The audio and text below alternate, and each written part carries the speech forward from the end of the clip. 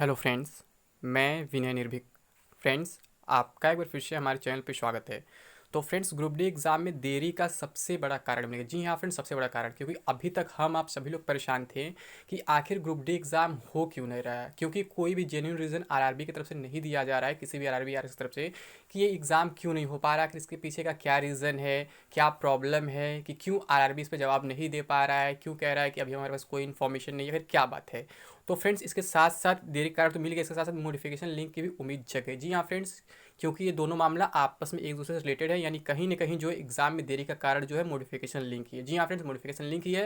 मैं भी समझाता हूँ कैसे है। आपको ये एक बात मालूम होगा फ्रेंड्स कि मैं जून जुलाई तक लगातार आपसे कह रहा था कि जो आपका ग्रुप डी एग्जाम है वो सितंबर में होने के मैक्सिमम चांसेस है, सितंबर में आपका एग्जाम स्टार्ट हो सकता है। लेकिन मैं कभी भी गारंटी नहीं लिया। मैं हमेशा कहता हूँ मैं गारंटी नहीं सकता फ्यूचर का, क्योंकि फ्यूचर कोई नहीं जानता कब क्या हो जाए। मैं आपसे यही बोल रहा था कि सितंबर में आपके ग्रुप डी एग्जाम होने के मैक्सिमम चांसेज है, और वही बात हुआ। अगर मैं गारंटी ले लिया तो फिर फंस गया होता, क्योंकि यहाँ दूसरा मामला बीच में आ गया है जिसके कारण एग्जाम नहीं हो पा रहा है। अदरवाइज आपका एग्जाम सच में सितंबर में स्टार्ट हो गया होता, जैसा कि मैं आपको पहले बता रहा था। जो मुझे इन्फॉर्मेशन मिल रहा था बिल्कुल सही इन्फॉर्मेशन मिल रहा था। आपका सितंबर में एग्जाम होने का मतलब पूरा चांस था, मतलब 15 सितंबर के आसपास एग्जाम स्टार्ट हो जाता है। लेकिन प्रॉब्लम क्या है फ्रेंड्स, मैं आपको बता दूं, यहाँ पे प्रॉब्लम है कोर्ट केस का। अभी आपको मालूम है पिछला कोर्ट केस जो खत्म हुआ था, उसके बाद क्या है, उम्मीद जग गई थी कि एग्जाम हो जाएगा। और मैं आपसे ये बात बोला भी था कि जब कोर्ट केस अब खत्म हो गया है तो आपका जो एग्जाम है सितंबर में हो सकता है। इसी विषय में बोल भी रहा था और वो बात बिल्कुल सही भी था। रेलवे अपनी तैयारी कर रहा था, लेकिन फिर से आपको मालूम इसी बीच दोबारा दूसरा केस हो गया।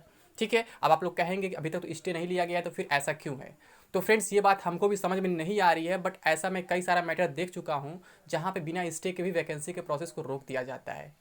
मैं याद दिलाता हूँ अपने पुरानी वैकेंसी का। जब मैं पिछले ग्रुप डी वैकेंसी में था, मैं भी कोर्ट केस में शामिल हुआ था। वहाँ पे मैं गुवाहाटी सप्लाई किया था, आप लोग को मालूम होगा। तो वहाँ पे क्या हुआ था फ्रेंड्स, वहाँ पे भी कुछ लोग क्या किए थे, उस वैकेंसी के ज्वाइनिंग प्रोसेस पे कोर्ट केस कर दिए थे। मतलब सब कुछ हो गया था, केवल पैनल आना बाकी था। वहाँ पे लोग कोर्ट केस कर दिए थे, डीवी मेडिकल सब कुछ हो चुका था। वहाँ पे कोर्ट केस इस बेस पे किया गया था कि ये जो नॉर्थ ईस्ट एरिया है, ये बैकवर्ड एरिया है, यहाँ के लोगों को रिजर्वेशन दिया जाए। यहाँ पे क्यों अदर स्टेट के वाले ज़्यादा यहाँ पे आ गए हैं। आपको मालूम होगा पिछले बार ग्रुप डी भर्ती में क्या हुआ था, गुवाहाटी मतलब बोर्ड में सबसे अधिक लोग यहाँ यूपी बिहार हरियाणा वगैरह के थे, यानी कि नॉर्थ ईस्ट के काफ़ी लोग वहाँ पे, मतलब काफ़ी कम लोग उसमें पहुँच पाए थे, उसमें सिलेक्शन पाए थे। यही कारण है कि वहाँ पे क्या किया गया, कोर्ट केस कर दिया गया कि ये काफ़ी गलत हो रहा है नॉर्थ ईस्ट वालों की वजह से, नॉर्थ ईस्ट वालों के साथ, क्योंकि हम लोग इतने डेवलप्ड एरिया में नहीं रहते हैं और बाहर ही आके हमारा सीट ले रहे थे। ये कारण इसकी वजह से क्या हुआ, वहाँ पे कोर्ट केस कर दिया कैट में, और वो केस चलता रहा चलता रहा। हम लोग की ज्वाइनिंग लटकी रही, मतलब पैनल नहीं आया। ठीक है, काफ़ी लेट हो गया। फिर बाद में पता चला पैनल क्यों नहीं आ रहा, रीज़न वही दिया कि कैट में केस चल रहा है। तो वहाँ सवाल ये किया गया है कि वहाँ पे तो स्टे वगैरह कुछ लिया नहीं गया है, लेकिन फिर भी वो बोले स्टे नहीं लिया गया, लेकिन कोर्ट में केस चल रहा है, कब क्या हो जाए कोई नहीं जानता है। अगर हम आप लोग को ज्वाइनिंग दे देते हैं और बाई चांस कहीं आप लोग को ज्वाइनिंग कैंसिल हो जाता है तो हम क्या करेंगे फिर। तो हम ना इधर के रहेंगे ना उधर के रहेंगे। तो फ्रेंड्स, मतलब वहाँ भी बिना मतलब कि किसी रीज़न के, बिना किसी स्टे के वो लोग क्या किए, ज्वाइनिंग प्रोसेस रोक दिए। और फाइनली जब जाके केस खत्म हुआ, जिस दिन केस खत्म हुआ उसी दिन जाकर के क्या हुआ, तुरंत पैनल लिस्ट जारी हो गया। जी हाँ फ्रेंड्स, दोपहर में मतलब 3 बजे लगभग केस खत्म हुआ, शाम को 5 तक पैनल जारी हो गया, क्योंकि वहाँ इतना दबाव बनाया गया उस बोर्ड के ऊपर, आरआरबी गुवाहाटी के ऊपर, कि उनको पैनल जारी करना ही पड़ा। तो वहाँ भी क्या था, ऑफिशियली कहीं भी स्टे ऑर्डर नहीं दिख रहा था जैसा अभी हो रहा है। अभी आपको क्या मालूम है, यहाँ पे पहला जब केस खत्म हुआ था तो उम्मीद बना था, मैं आपसे लगातार बोला था कि सितंबर में आपका एग्जाम हो सकता है, लेकिन उसके बाद आप जान रहे दूसरा केस हो चुका है जिसकी हियरिंग अभी 21 तारीख को होने वाली है। ठीक है, इससे पहले 10 तारीख को हियरिंग थी, मैं आपको बताया था।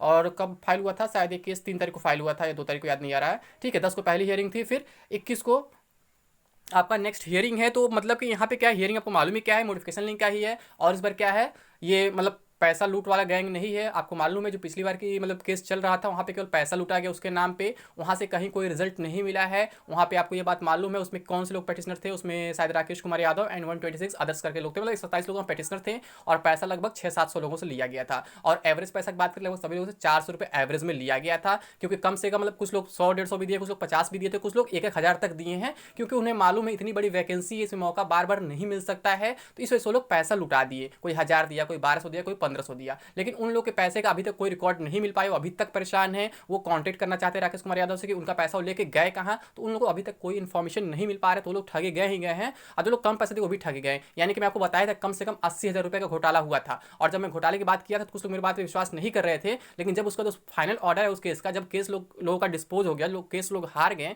तो वहाँ सामने देखे कि वहाँ कहीं भी पेटिशनर के नाम में उन लोग का नाम नहीं ऐड है। ठीक है, जबकि एक लिस्ट दिखाया गया था 199 लोगों का था या पता नहीं 176 लोगों का, कि इसमें इतने लोगों का अभी नाम ऐड कर दिया गया। वो क्या था, वो केवल नॉर्मल टाइप करके इन लोगों को थमा दिया गया था। वो कोई ऑफिशियल नोटिस नहीं था, ठीक है, कोई ऑफिशियल साइट उसको डाउनलोड नहीं किया गया था, खुद टाइपिंग करके बना दिया गया था। इनके टाइपिस्ट वगैरह बना दिए थे और बाकी इन लोगों को दिखा दिया प्रूफ के तौर पे हाँ कि हाँ आप लोग का भी नाम ऐड कर दिया गया है, जबकि ऑफिशियली नहीं था। ऑफिशियली केवल 127 लोग ही लास्ट तक पेटिशनर रहे और बाकी लोग जिनका भी नाम ऐड करने का बताया गया, झूठा अफवाह फैलाया गया, उन लोग का नाम कभी ऐड ही नहीं हुआ, उन लोगों का पैसा लेके रख लिया गया और वो पैसा आज तक उनको वापस नहीं मिला है। और अभी वो लोग उम्मीद बनाए बैठे हैं कि उनके उस पैसे का फिर से केस लड़ा जाएगा। ठीक है, तो ऐसा कुछ नहीं होने वाला है। वो गैंग केवल पैसा लूटने वाली गैंग है, वो आपका केस नहीं लड़ने वाली है। अब जो दूसरा केस हुआ है, मैं कई बार इसके बारे में बता चुका हूं कि यहाँ दूसरा कोई ग्रुप केस किया। आप लोग बार पूछते किस कोर्ट में, तो मैं पहले बताया था फ्रेंड्स कि ये केस आपके हाई कोर्ट में हुआ है, वो भी इलाहाबाद हाई कोर्ट में हुआ है और ये डिवीजन बेंच भी हुआ है। ठीक है, तो ये केस जो मतलब यहाँ भी हुआ है, लेकिन यहाँ वो गैंग नहीं है कि जो फालतू अफवाह फैलाती, हल्ला फैलाती, पैसा तो पैसा कम पड़ेगा, ये हो गया वो हो गया।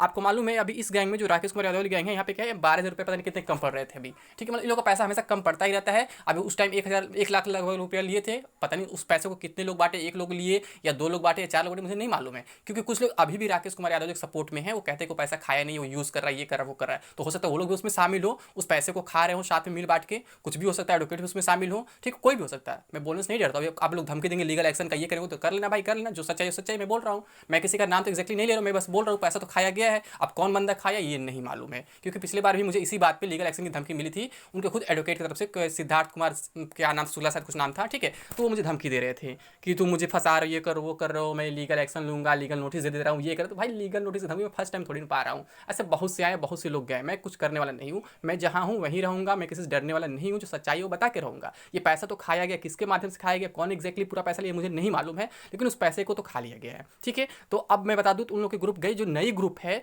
वो ऐसी नहीं, वो फालतू अफवाह नहीं फैला रही थी। उनकी संख्या काफी कम, उनकी संख्या मेरे ख्याल से 50-60 के आसपास है। अभी एक्जैक्ट इन्फॉर्मेशन नहीं मिल पा रहा है कि कौन से लोग हैं, कहाँ कहाँ से बिलोंग करते हैं, लेकिन इलाहाबाद हाईकोर्ट में केस मैं बता चुका हूँ पहले भी, और इसमें 50-60 लोग के आसपास लोग हैं। यहाँ ज़्यादा 150-200 नहीं है। ठीक है, केवल 50-60 के आसपास लोग हैं और ज़्यादा हल्ला नहीं फैलाते हैं, ना ही कोई टेलीग्राम ग्रुप से ऐसा वो करते हल्ला दंगा कि हम इतना पैसा कम हो गया, ये हो गया वो हो गया। वो लोग मतलब खुद सक्षम है, अपना काम खुद कर लेते हैं और बाकी दूसरों को मौका नहीं देते चिल्लाने का कि पैसा कम है, पैसा तो ये करो वो करो। तो लोग अपना काम कर रहे हैं।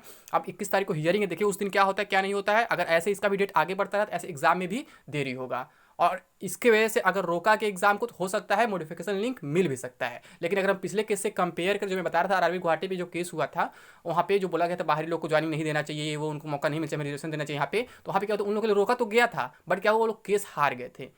अब देखिए यहाँ पे क्या होता है, यहाँ मॉडिफिकेशन लिंक वाले केस हारते हैं जीतते हैं। वैसे केस तो पहले से कमजोर कर दिया गया है, जो इनके पुराने एडवोकेट थे, जो पुराना केस था उसको एक केस तो कमजोर कर ही दिए हैं, क्योंकि मेन रीजन देने की वजह गलत रीजन दिए। रीजन देना था इनको क्या कि एनटीपीसी एग्जाम में same photo same signature accept किया गया है और सेम आरआरबी करा रही है एग्जाम, और सेम मतलब एग्जाम कंडक्टिंग एजेंसी भी सेम ही है, मतलब इसी भी सेम ही है। ठीक है, तो सब कुछ सेम था, फिर भी ऐसा क्यों हुआ। तो इन्होंने ये लॉजिक देने में क्या लॉजिक देकर रीजन दिया था कि ये ग्रुप डी का एग्जाम है, इसमें ज़्यादा स्क्रूटनी नहीं होना चाहिए, इसे ग्रुप ए की तरह नहीं वो करना चाहिए, ट्रीट करना चाहिए, ये करना चाहिए वो करना चाहिए। मतलब पागलों जैसा रीजन दिया गया था और जिसका खामियाजा आप लोग अभी तक भुगत रहे हैं। अदरवाइज आप लोग उसी दिन केस जीत गए होते, अब तक मॉडिफिकेशन लिंक भी आ गया होता और एग्जाम भी शायद सितंबर में स्टार्ट हो गया होता, जो मैं आपसे पहले से कहता सितंबर में स्टार्ट होने के मैक्सिमम चांसेस हैं। लेकिन क्या हुआ, मेन कारण फिर से फंस गया, वो केस आप लोग हारे, फिर किसी ने दूसरा केस कर दिया। अब केस की वजह से क्या है, एग्जाम डेट भी लटक गया है, आपका मॉडिफिकेशन लिंक भी लटक गया है। यानी जो दोनों टीम आपस में लड़ रही थी, कभी नोटिफिकेशन लिंक वाले मुझे एग्जाम डेट वालों के साथ बोल रहे थे, कभी एग्जाम डेट वाले मुझे नोटिफिकेशन लिंक वाले के साथ बोल रहे थे, तो आपस में लड़ लड़ के मुझे ही मतलब शामिल करके गाली दे रहे थे। जैसे कुछ बोलते थे ना कि ये चाहता नहीं एग्जाम डेट आए, ये खुद नोटिफिकेशन लिंक का वेट कर रहा है, इसका फॉर्म खुद रिजेक्ट हो गया, ये हो गया वो हो गया।